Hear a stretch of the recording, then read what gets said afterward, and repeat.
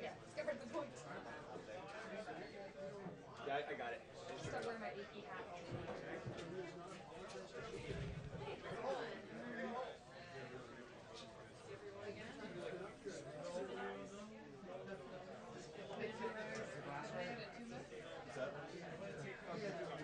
Yeah.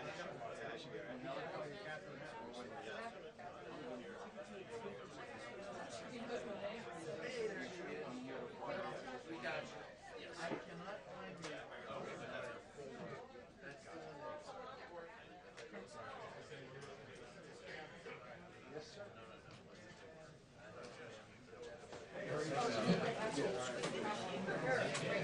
I should be alright.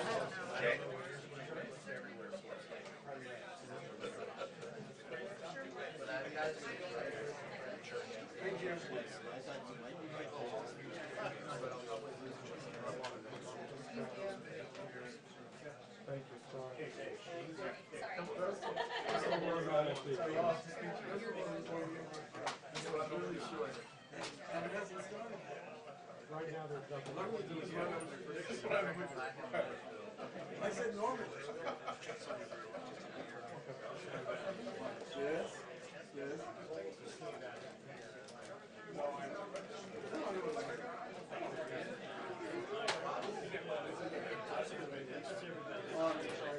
And you probably should go down. If you want to.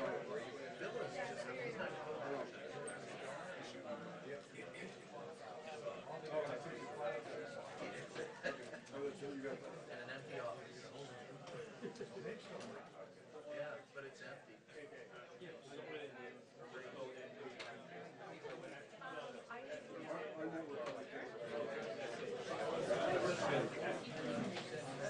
I just tried to Hello, Hattie.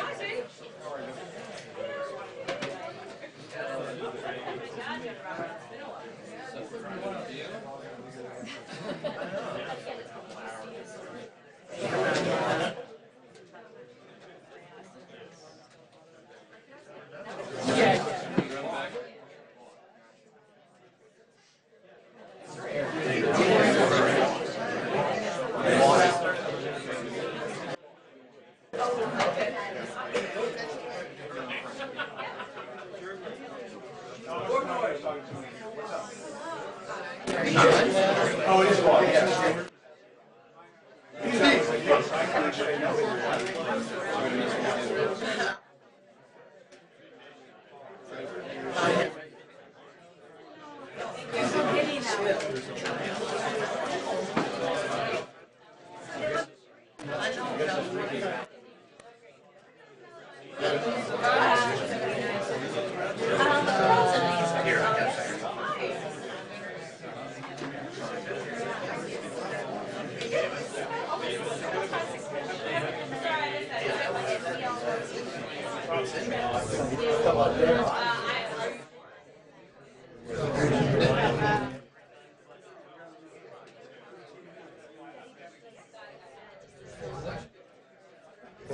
It does take months to get a budget process done. It's a matter of minutes.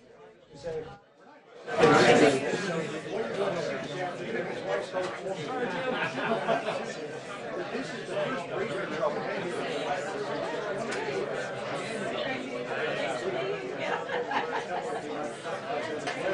So really, there's breakings as opposed to dealing with that. Special events. So we're all looking forward to this. We want to know how the budget, which Democrats said even before it was released is dead in the water. And the reason for that is because the president is asking for $8.6 billion to build a border wall, $5 billion of that will come from the DHS budget, $3.6 will come from defense and military construction. The president hoping to construct about 722 miles of barriers along our southern border. The Customs and Border Protection coming out with some projections of bolster the next few months. That's where it is now. We're expecting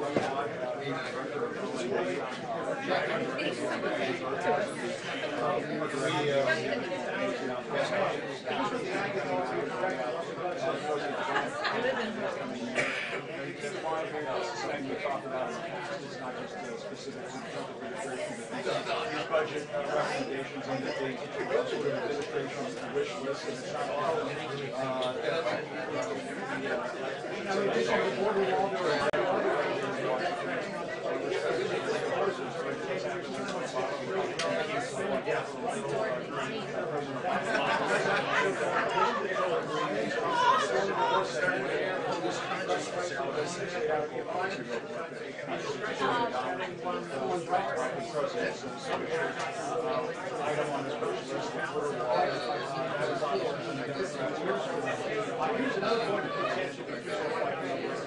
It's national.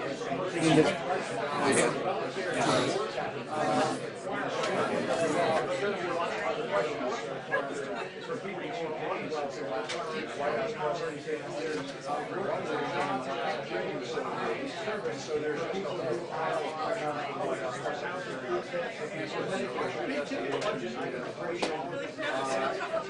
budget issues. Some of it is about 2019, the idea that the West Wing was President Trump announced the budget.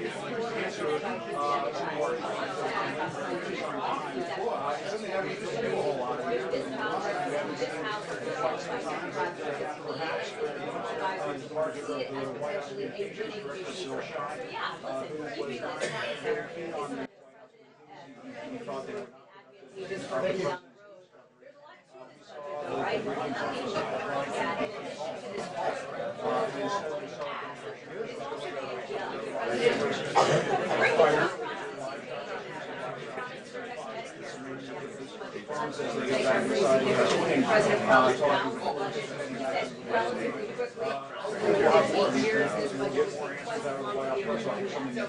So I think that's one of the things that we'll see here. And Sarah Sanders and the acting budget director come out for their briefing at the packed house. First time we've all been in this room together in 42 days. All right, see you guys.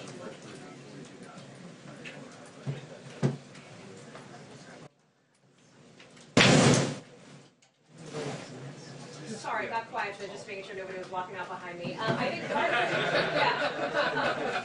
part of it, I think, is that listen, this is budget day. This is something that the White House has been focused on. This, remember, is a budget that has been delayed because of that shutdown, right? So the deadline has already come and gone as it relates to the congressional deadlines for a budget passage. So yes, I think this is part of the White House hoping to highlight this budget. If that is, of course, their desire.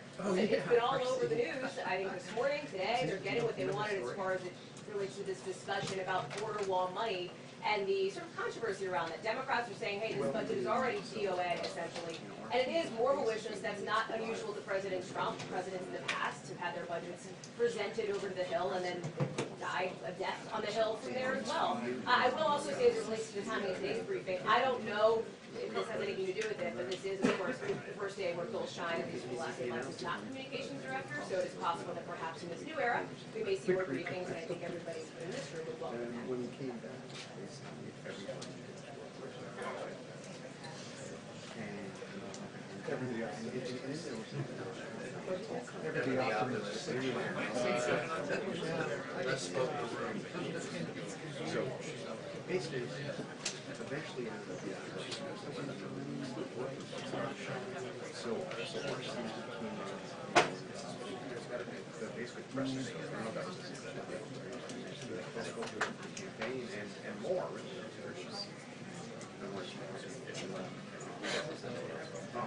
I always thought he was you know, great Trump, so but that was probably you know, he had to kind of ride it through. So set up the reason,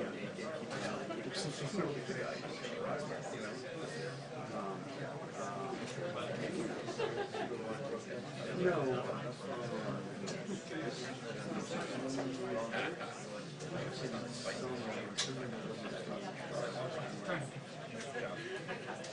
Hey everybody, Oh, that's right. That's right.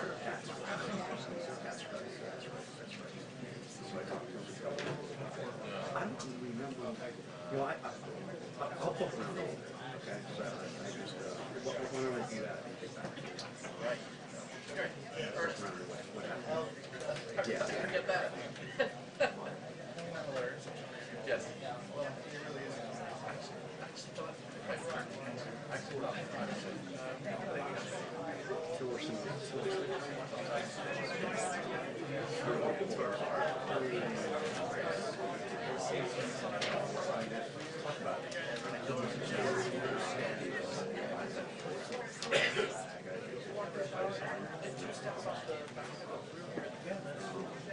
But let me get back to you.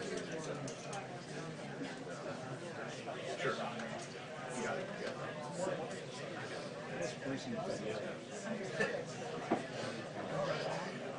No, just pressing for the 13 on the side. I got the over.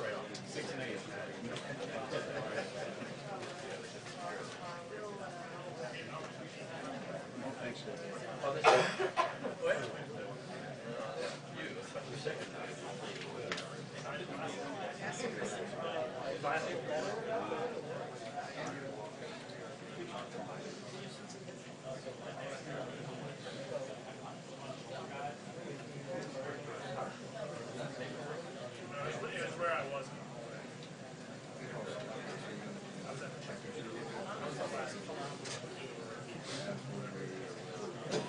Yeah, that's, remember we used to do that trade, had that. It's pretty good. Yeah, exactly. We would be fighting. No, that's good. I think I won that guy. I think he's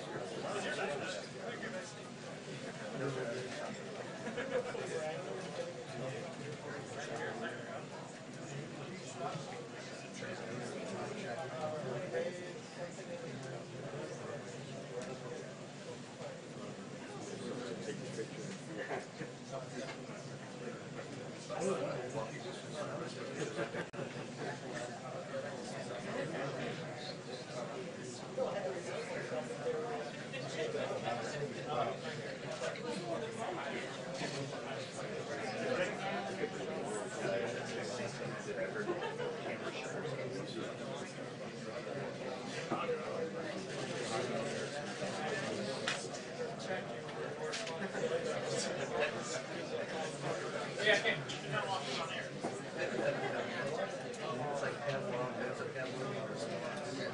As soon as I hear them shudder.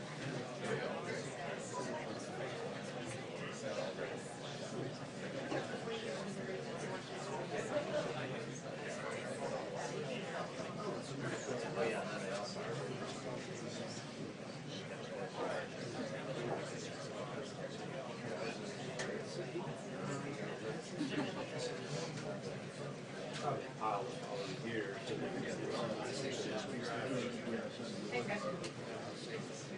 Said after 6 weeks, he comes and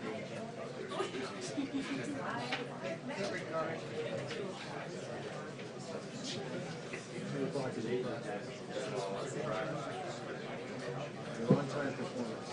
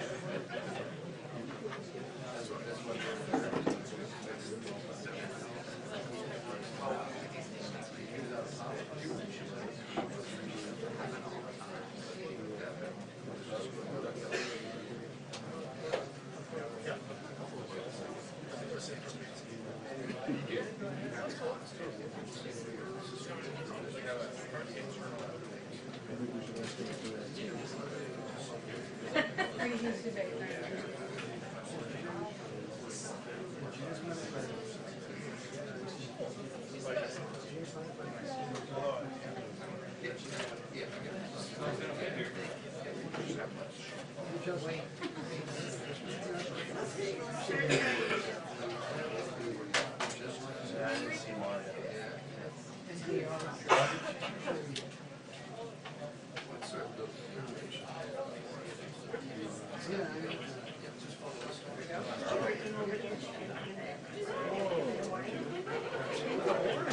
The over-under on it actually being 2 minutes.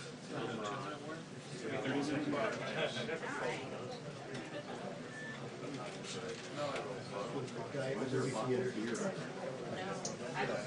least I'm not spending enough for Oh, she's very, I'm sure it's great. I don't want to encourage any comments.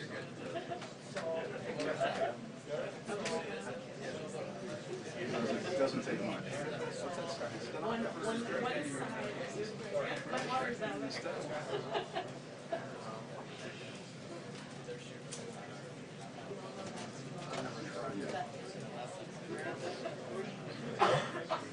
Yes, I am.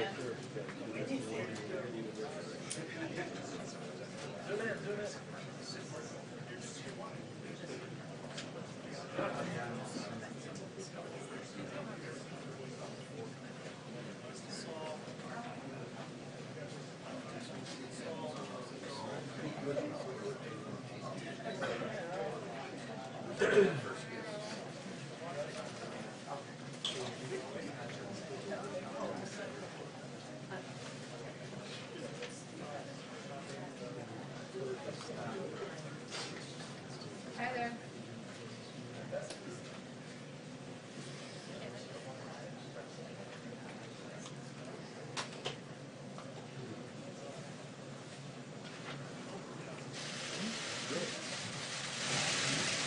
Good afternoon. President Trump's 2020 budget, which was released today, builds upon incredible success and keeps his promises to the American people. It continues the president's pro-job creation policies, keeps taxes low, combats the opioid epidemic, protects our veterans, defends our nation, and secures our borders. Even with a strong economy, deficits are still a threat, and this budget demonstrates the president's vision to restrain Washington spending and reach a balanced budget by 2034. This is a clear roadmap for a more fiscally responsible future if Congress chooses to follow it. To talk about the president's budget proposal and take questions on the topic, I'd like to bring up Acting Director of OMB, Russ Boat. And after that, I'll be back up to take questions of the day. Thanks, Sarah. Good afternoon, everyone. Happy Budget Day. Happy Budget Day. Today, we have released the President's fiscal year 2020 budget, a budget for a better America, promises kept, taxpayers first. This budget reflects the President's priorities to ensure that all Americans can benefit from the nation's historic economic boom and record low unemployment. No president has done more in 2 years to strengthen our military, restart our economy, and reform our government than President Trump. Promises he made while running for office. This great progress is threatened by our unsustainable national debt, which has nearly doubled under the previous administration and now stands at more than $22 trillion. Annual deficits are continuing to rise and will exceed $1 trillion a year, and it's projected that interest payments on the national debt will exceed military spending by 2024. Washington has a spending problem, and it endangers the future prosperity of our nation for generations to come. This budget contains nearly $2.7 trillion in savings, more spending reductions proposed than any administration in history. This budget will balance in 15 years. Last year, agencies to meet a target of a 5% reduction to non-defense discretionary spending. I'm proud to report to you today that we have achieved that target. In terms of the economy, our GDP grew by 3.1% over the 4 quarters of fiscal year 2018. While many claimed we were guilty of wishful thinking, we've met our economic forecast 2 years in a row, the first administration to ever do that. We are confident that the President's historic tax reforms, deregulation, trade policy, unleashing American energy will continue our economic growth. Economic policies in this budget will generate more than enough revenue to pay for the costs of the tax cut. Fiscal year 2020 President's budget outlines a number of key priorities for the administration to continue to pursue. The budget supports public and private school choice through a federal tax credit of up to $50 billion over 10 years. While this administration has made major progress towards streamlining our infrastructure permitting, we continue to request an additional $200 billion to lever up to $1 trillion in total spending. It's the government's responsibility to protect the American people, the homeland, and the American way of life. The budget requests $750 billion for our national defense. And to be clear, this is not funding for endless wars. This is for research and development and procurement to fund the most awe-inspiring military the world has ever known. In addition, federal resources and frontline defenders are overwhelmed at the southern border. In the fiscal year 2020 budget, provides sizable funding of an $8.6 billion for full completion of the wall and other border security resources. In terms of other major reforms, the administration is proposing uniform work requirements for Medicaid, TANF, SNAP, or food stamps in certain housing programs. We can help low-income families and end dependency on government benefits by strengthening work requirements. The administration also wants to lower drug costs. The budget proposes a drug pricing strategy that puts American patients first, promotes generics, and reduces out-of-pocket costs. This administration has also identified a number of wasteful, inefficient programs. For example, we can save hundreds of millions of dollars by right-sizing and reforming the underperforming programs like Job Corps, a residential youth training program that has made headlines in recent years for the number of security incidents at the facilities. Or take the $600 million that we spend at 85 different cultural and exchange programs at the Department of State, despite the fact that only 1% of the 1 million students that come to this country to study ever benefited from that program, and the fact that at the State Department these programs doubled in the last 10 to 15 years. This budget is yet another fiscally responsible and common sense spending plan from President Trump. The President has continually called for fiscal restraint and will persist in his efforts to end the wasteful spending. Thank you, everyone, and with that, I'm ready to take some questions. John. Russ, there are concerns by some budget watchdogs that money that's in the overseas contingency operations budget will end up building a barrier on the southern border. Can you allay concerns of some of these folks that none of that money would be used to build a barrier? We do not request any OCO money, overseas counterinsurgency money, for the purchasing of, or for the completion of the wall. We do have emergency spending that we devote to it, and we continue to continue the military rebuild by asking for what's necessary to complete the wall. That does include military construction funding. So what we do is we both backfill in fiscal year 19 any funding that is used in military construction, and we, in fiscal year 2020, we asked for Congress to appropriate these dollars. One other question about defense, if I could, Russ. It also calls, the budget also calls for purchase of 8 F-15s, and there are concerns that you're going to lower the number of F-35s that are bought. What's the reason for buying the F-15s? We go along the lines of what the Defense Department has requested with their 5-year defense program. It's an allocation of different planes, including the F-35 and the F-18, the Super Hornets. So this is something that has been requested by the military, and we think it's something that will make sense when Congress considers it. John? Yeah, just 2 questions. One, you mentioned what the President promised during the campaign. During the campaign, he also promised that he would eliminate the national debt within 8 years. And as you know, the debt at the end of his first year was at $20 trillion. Last year it went to $21 trillion. Last month, $22 trillion. So what happened to that promise? I mean, the President has added historically large numbers to the national debt instead of keeping a promise to actually pay it off. Look, again, the last administration nearly doubled the national debt, and when this president ran for office, he made a commitment to the American people that he would attempt to tackle the debt within 8 years. This president did that the very first year that he came to office by sending forth a budget that balanced within 10 years and had more spending reductions than any in history. Well, he's added $2 trillion, more than $2 trillion to the national debt. He also came into office and had an economic recovery that was needed to put people back to work, get the economy going, and to rebuild the military, and had historic levels of military at $700 and $716 billion in national defense dollars. At the same time, Congress has been ignoring the president's spending reductions for the last 2 years. It's only now in our third budget that they're willing to have a conversation about the national debt. We've been trying to have it since we got to office. The president is putting forward these reductions. He's putting forward a 5% cut to non-defense discretionary spending. He's putting forward reforms to mandatory programs that are on autopilot while keeping his commitment to American seniors by not making changes to Medicare and Social Security. Yes, Russ, 2 quick questions. One, to go back to drill down a little bit on what John Carl asked.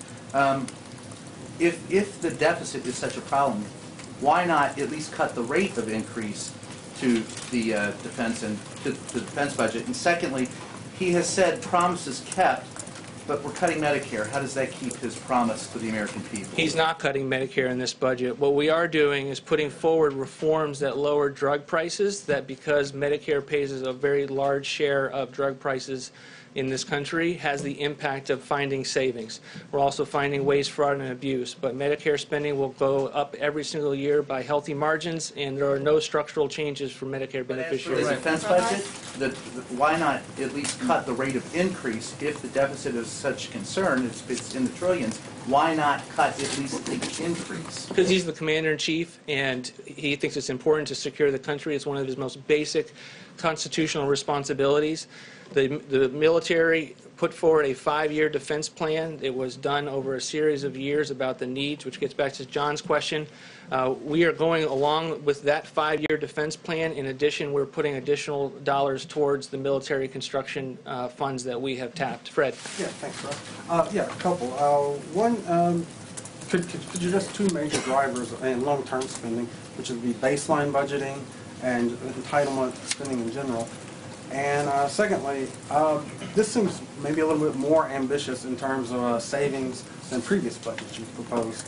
And I wonder why that would be, since you're now dealing with a Democratic House, whereas in the past you might have been able to get more than 3. It's very in line with previous budgets. We balance in 15 years. Our first budget balanced in 10. One of the reasons that we were unable to balance quicker is because it gets harder each and every year that Congress doesn't go along with our spending reductions.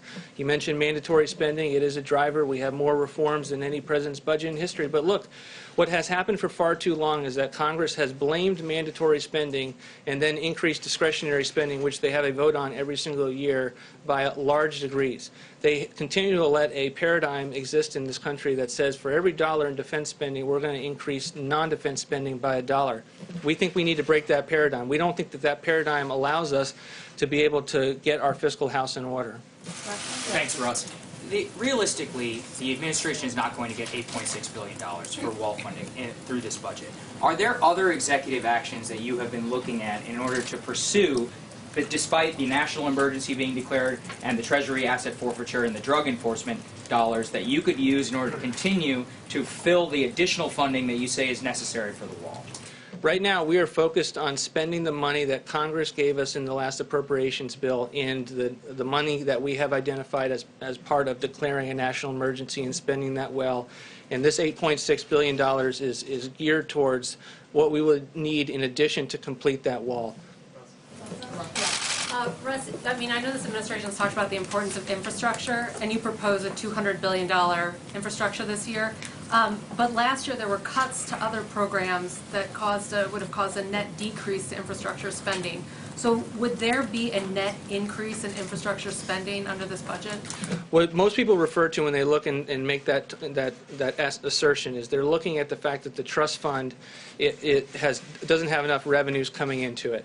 This budget looks at the baseline and assumes that that's to be the case, but we are totally ready and willing to talk with Congress about how to ensure that there's additional dollars in the federal trust fund and to put forward additional $200 billion in new investment to make sure that it's not just a surface transportation bill, that when we need money for broadband or other infrastructure, that is also something that we can pursue.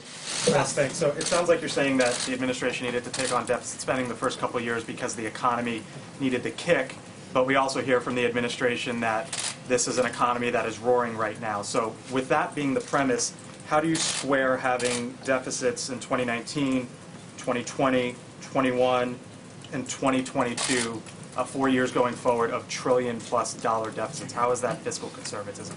I wouldn't say that we needed deficits to get the economy starting. I would say that we put forward spending reductions that were aimed at a balanced budget, and we have each and every year.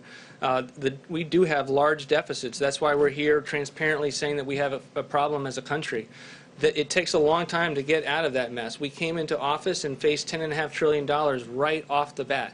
And instead of being with us and considering our proposals and allowing us to make the factual case for why the American people would be better off under these reforms, Congress just hasn't been willing to play ball, even though they have the power of the purse. It seems like, Russ, just to pick up on that real quick, it seems like one of the ways you're trying to go at it is by reducing non-defense discretionary spending. Defense spending over the next 10 years, $7.7 trillion but non-defense discretionary $5 trillion. Do you really believe that Congress is going to yank spending down that significantly over the next decade? We believe that every budget is an opportunity to put forward our vision of the next 10 years. We are doing that in this budget, and we are saying to the American people, we can no longer afford the paradigm that Congress keeps giving us, which is that we're never going to make any trade-offs, that we're never going to align what we spend with what we take in, that we're not going to do what every family does across the country in trying to figure out what they can afford before they go out and spend. So yes, we are trying to say that we need to continue to secure the country. We need to continue to secure the border. We're not going to be bashful about that, but at the same time, we're also going to say that we have many, many programs that are wasteful and inefficient that we can no longer afford. Phil. Russ, you called on me next. I'm sorry, Russ. Sure. You came to me, and he took his next question. I want to go to the least of these, welfare reform and SNAP. How much money is proposed for welfare, for this welfare to work initiative with job training, and also with SNAP? What are the lessons learned that you're trying to, I guess, reshape this harvest box proposal, because it came under great criticism before, and now you're proposing it again. Could you talk about those two issues? It did receive criticism, but we thought those criticisms were unmerited, and we're not going to walk away from the proposal as it pertains to the harvest box. Look, we think there's nothing wrong with putting forward a reform that says, in addition to your normal food stamps spending, that benefits that you would get at the retail, that you would get a harvest box that allows you to get a more balanced meal and to save money to the taxpayers at the same time. In terms of work requirements, it's something that has long been viewed as a success since the 1990s. We expand on it. It is something that we have long viewed as important to be able to take the same principles of reducing dependency that we saw in TANF and then apply them to housing and to food stamps and to Medicaid. But there's some people, I'm sorry, but there's some people that slip through the cracks, and they may need job training. Are there funds proposed for job training if you're going to do this welfare to work initiative? Absolutely. The Department of Labor receives an adequate amount of funding in an era where we have $1 trillion deficits.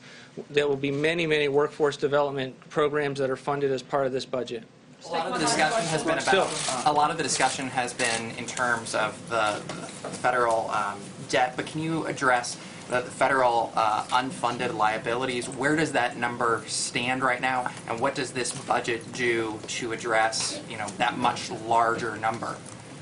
Look, we have a lot of debts as a country. We're trying to take it on head on. We're trying to say that $22 trillion is not acceptable, that we can't go forward with $1 trillion every single year, and that the way to start doing that is to pursue the types of reforms where we think that the American people will have an opportunity to see how their lives would be better off under our proposals. We do that in federal retirement benefits. We do that in student loans. We do that in welfare reforms.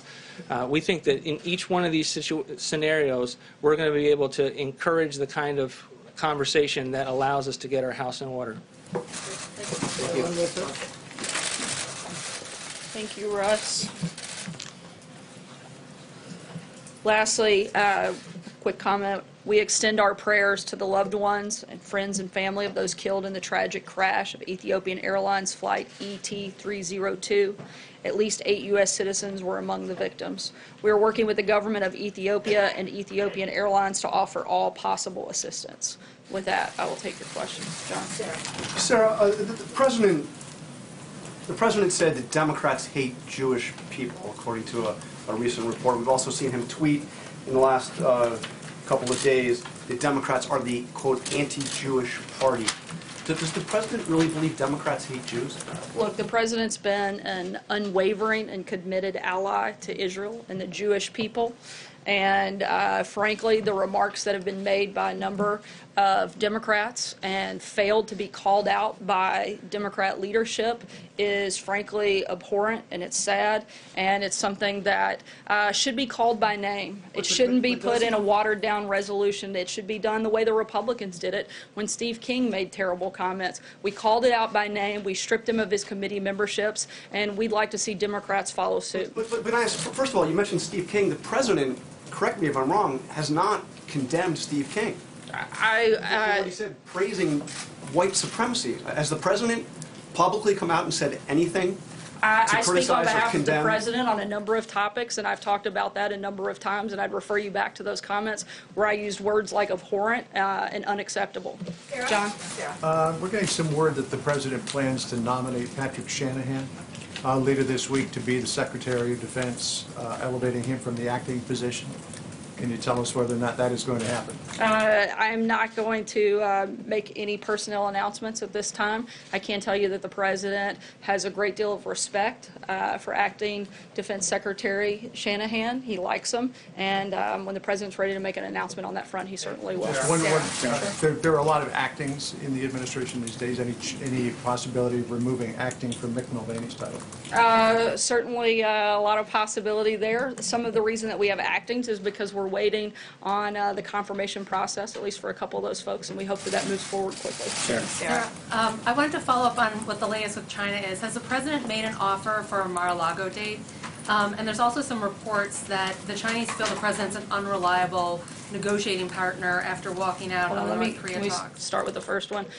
In terms of whether or not we have a date set, not yet. We're continuing in negotiations with China. When we have an announcement for the two leaders to sit down, we'll certainly let you know. And what would you say to the concerns by the Chinese that the president's an unreliable negotiating partner after the talks with North Korea broke down and he walked away? I would say that's absurd. The president's going to make a deal if it's a good deal. He's going to make a deal if it's in the best interest of America. And if he doesn't feel like it's a good deal, it's not worth just signing a piece of paper.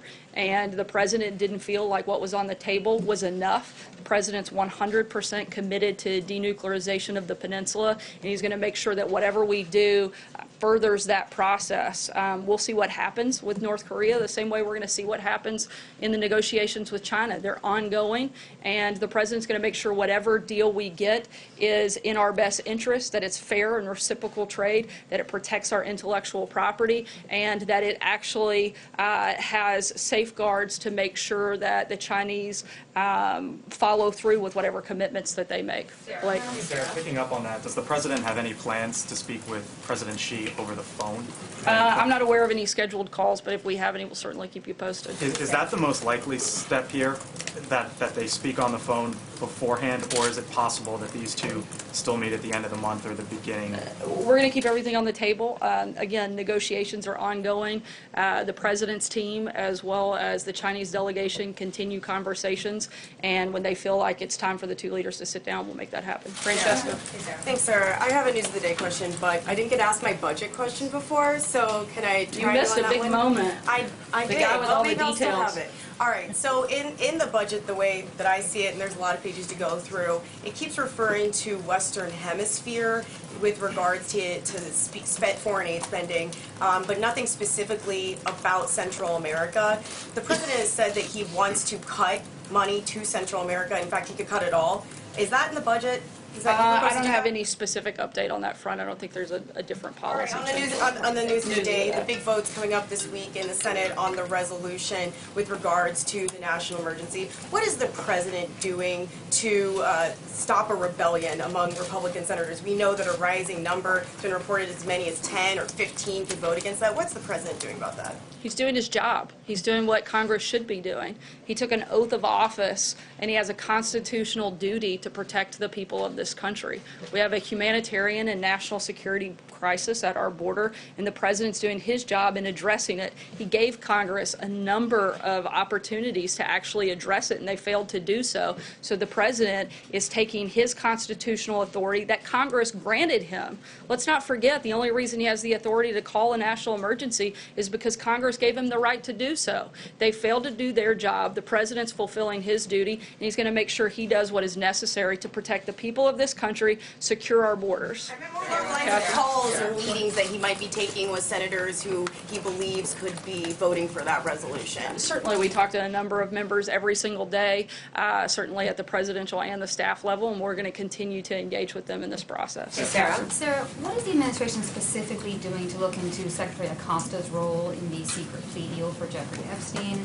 Does the president have any misgivings about the role that this top official played in this deal? That's currently under review. Because of that, I can't get into a lot of specifics, but we're certainly looking at it. How Any timeline for that review, sir? I'm not aware of a specific timeline. So I have a question for you, but I also have a follow-up to a colleague, because I didn't hear you actually answer the question. So yes or no, does the president truly believe that Democrats hate Jews? I am not going to comment on a potentially leaked document. I can tell you what I can tell Does you. he think Democrats hate Jewish people, as he said on the South I Lawn? think that they've had a lot of opportunities over the last few weeks to condemn some abhorrent comments. I'm trying to answer. If you'd stop talking, I'll finish my statement. The president has had and laid out clearly his position on this matter. Democrats have had a number of opportunities to condemn specific comments and have refused to do that. That's a question, frankly, I think you should ask Democrats what their position is, since they're unwilling to call this what it is and call it out by name and take actual action against members who have done things like this, like the Republicans have done when they had the same opportunity. I want to ask about Paul Manafort, but I just want to be very clear. You're not answering the question. Is there a reason? I believe I answered it twice. You didn't say yes or no. Does he really believe Democrats hate Jews? I'm just trying to get a sense of that. I think that's a question you ought to ask the Democrats. Let me ask you about Paul Manafort. Why hadn't, obviously Paul Manafort goes for the second half of the sentencing this week, why hasn't the president ruled out a pardon for Paul Manafort? The president has made his position on that clear, and he'll make a decision when he's ready. On pardons, last week the president tweeted that Michael Cohen, quote, directly asked me for a pardon. When did that happen? Was that when was Cohen here at the White House and came into the Oval Office and asked the president for a pardon? Did it happen on the phone? Do you have a date? Do we know when that I'm happened? not going to get into specifics of things that are currently under review by the Oversight Committee and other committees. What I can tell you is that Cohen's own attorney stated and contradicted his client when he said that he was aware that those conversations had taken place. We know that Michael Cohen lied to Congress prior to his testimony most recently, and we know that he's lied at least twice in that hearing. I think that it's time to stop giving him a platform, let him go on to serve his time, and let's move forward with matters of the country. One budget question, just to put it on the record, because a lot of people in the country want to know, is there anything in the president's 2020 budget request that has Mexico paying for the wall? As the president has stated a number of times through the USMCA trade deal that we look forward to getting passed soon, that'll be part of how that takes place. John? Thank you, Sarah. Two brief questions. Following up on John's personnel question, does the president have full confidence in Secretary Acosta, or is the Labor Secretary possibly leaving? I'm not aware of any personnel changes, but again, those things are currently under review. When we have an update, I'll let you know. The other question is the president in discussion about signing an executive order to undo Executive Order 13166, President Clinton's executive order. I was going to say, I hope you tell me what that one is. Yeah. President Clinton's executive order 19 years ago requiring multiple languages. A new executive order, I am told, would make English the official language in government. I'm not aware of a specific executive order that's been drafted, but that is the position of the White House. Jim? Yes. Did the president ask Gary Cohn to intervene or block AT&T's merger with Time Warner? I'm not aware of any conversations around that matter. And just to get back to John and Hallie's question about the president's comments about Democrats and Jewish people, isn't that kind of rhetoric just sort of beneath everybody? And do you think that the president has thought at all, going into this 2020 campaign, that the rhetoric just needs to be lowered? Whether it's talking about Democrats, the media, immigrants, or should we just plan on hearing the president use the same kind of language that we heard in 2016 and all through the first couple of years of this administration? Look, I think that the real shame in all of this is that Democrats are perfectly capable of coming together and agreeing on the fact that they're comfortable ripping babies straight from a mother's womb or killing a baby after birth, but they have a hard time condemning the type of comments from Congresswoman Omar. I think that is a great shame. The president has been clear on what his position is, certainly what his support is for the people and the community of Israel, and beyond that, I don't have anything further for you, Jim. I think that just sort of drags down the rhetoric in the debate when you're saying something that just patently untrue. I mean, obviously Stating their policy positions is but not Democrats patently don't. But untrue. Democrats don't hate Jewish people. It's just silly. It's not true. I think they So- should call out their members by name, and we've made that clear. I don't have anything further to April? President, you know, Sorry, he- Jim. his April, rhetoric go ahead. after Charlottesville saying that there are very fine people on both sides in Charlottesville, essentially suggesting that there are very fine people in the Nazis. That's not at all you know, what the president was stating. well, Not, but- not then, but- not at any point. The president has been incredibly clear and consistently and repeatedly condemned hatred, bigotry, racism in all of its forms, whether it's in America or anywhere else. And to say otherwise is simply untrue. April. That's kind of along what I was asking, two questions, but that's kind of along what I was asking. Since the president did say that in Charlottesville, some very fine people on both sides, has he, in your opinion, or has he, or us, because I don't remember it, condemned the neo-Nazis in Charlottesville for their actions against the Jewish Americans there? The president has condemned neo-Nazis and called them by name, which is what we are asking Democrats to do when they see this same type of hatred. Deborah. Also, can we expect Sorry, I'm to going to keep have- moving. Deborah, go one ahead. more. Can we expect to have briefings more often now, since there have been a little bit of changing atmosphere here? I haven't noticed a change in the atmosphere. I know that the president's the most accessible president in modern history.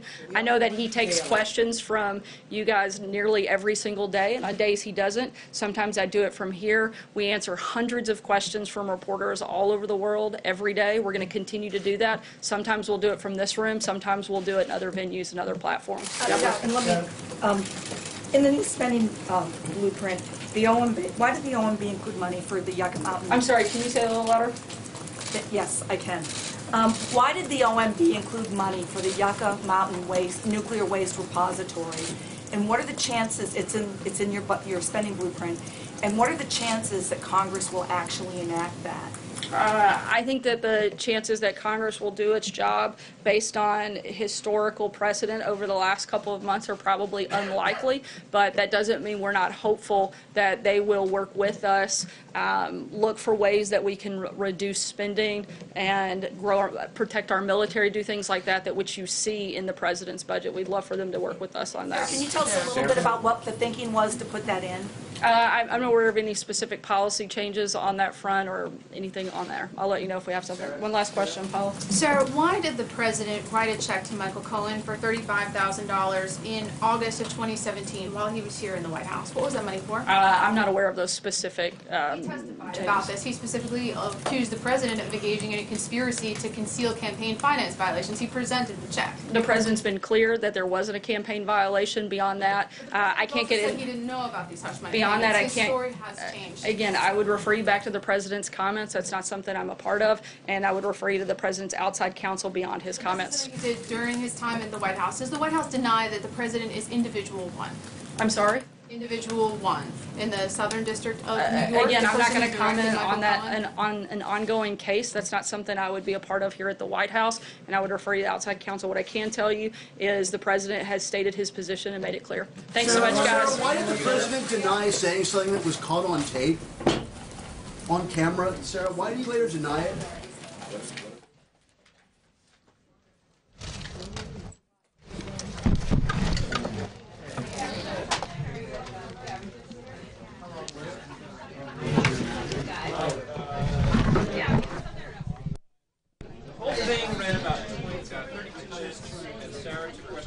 Yes, I do.